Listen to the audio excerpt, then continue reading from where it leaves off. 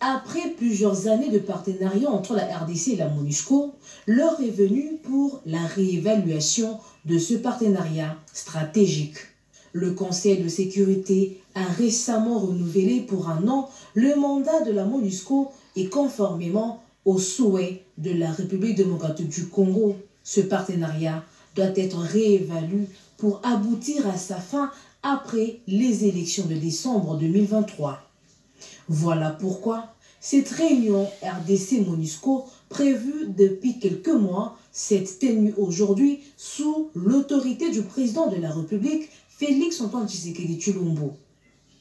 Les échanges ont porté sur les conditions d'une collaboration tripartite FARDC-MONUSCO et forces régionales de la communauté d'Afrique de l'Est, afin de concrétiser les résolutions du mini-sommet de Luanda du 23 novembre 2022 stipulant le cessez-le-feu, le retrait, le désarmement et le cantonnement des éléments du groupe terroriste M23 supplétif du Rwanda dans la guerre d'agression injuste subie par notre pays à l'est de son territoire. Réunis autour du commandant suprême des FARDC et PNC, Félix Tshisekedi, les membres du gouvernement concerné, les collaborateurs du président de la République et l'état-major général des FARDC avec les partenaires du pays, à savoir la MONUSCO et la force régionale, ont donc réfléchi sur la planification des actions des opérations entre les 3 forces qui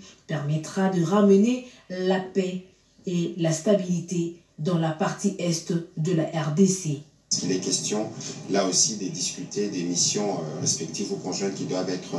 accomplies dans les cadres de la mission de la force régionale. Aujourd'hui, il était question de faire le point de la relation entre le gouvernement de la République démocratique du Congo et la mission des Nations Unies suivant l'esprit de la résolution qui a été adoptée. Vous savez que dans cette résolution, il a été aussi fait mention du plan de sortie, du plan de retrait de la MONUSCO qui a été tant réclamé par nos populations. Il a été convenu que de manière générale, qu'il soit établi un cadre d'entente qui permettra des rencontres régulières entre la mission des Nations Unies en République démocratique du Congo et les gouvernements pour travailler principalement sur les 4 jalons qui ont été définis. En effet,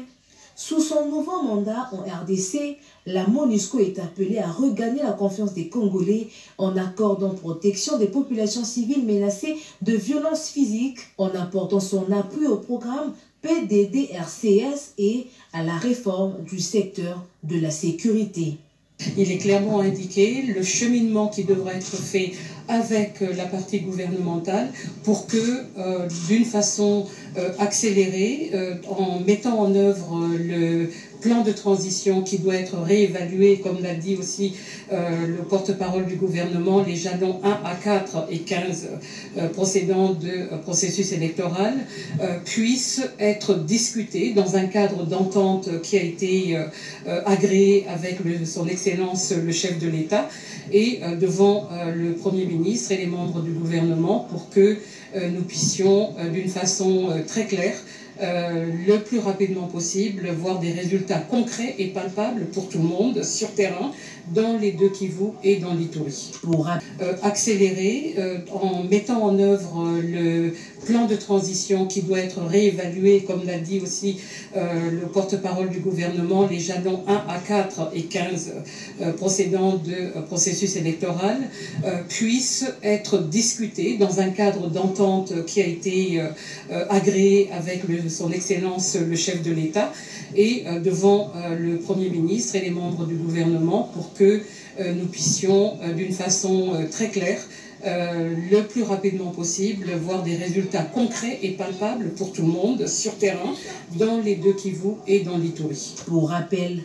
la résolution du Conseil de sécurité des Nations Unies de décembre 2022 s'était félicitée des processus régionaux, notamment le processus de Nairobi et de Luanda pour restaurer et imposer la paix dans la partie est du pays. Ainsi donc, la MONUSCO devrait soutenir les FARDC et la force régionale de la communauté d'Afrique de l'Est dans leur objectif de contraindre le M23 à cesser les hostilités, à se désarmer et se cantonner dans les zones désignées à cet effet.